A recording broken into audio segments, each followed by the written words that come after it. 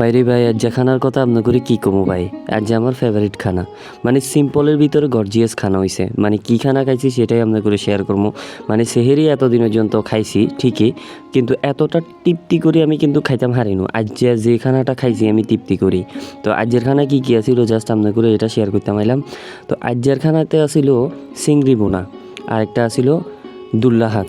তো দুল্লা শাকের আপনারা হয়তো বা লাল শাক কন, তো ওইটাই লাল শাকও আসিল।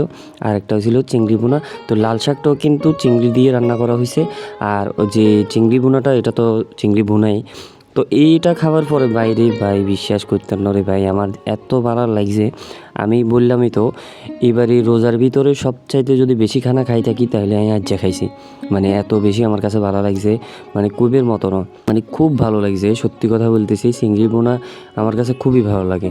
এটা আমার আম্মু পেঁয়াজ মরিচ দিয়ে এত সুন্দর করে মানে ভুনা করছে, মানে যে কারো এটা ভালো লাগার কথা, কিন্তু আমার কাছে এটা সবচেয়ে ফেভারিট। এই কারণে সবচেয়ে বেশি ভাত আর যাই খাইছি। তো আপনাদের কাছে চিংড়ি বোনা কেমন লাগে অবশ্যই কমেন্ট করে জানাই দিবেন। তো আমার কাছে আসলে অসাধারণ লাগে। তো এই খাবারটা আসলে আমার কাছে সেরাই, কারণ একদমই সিম্পল খাবার, কিন্তু এটা কিন্তু সিম্পলের ভিতরে গর্জিয়াস।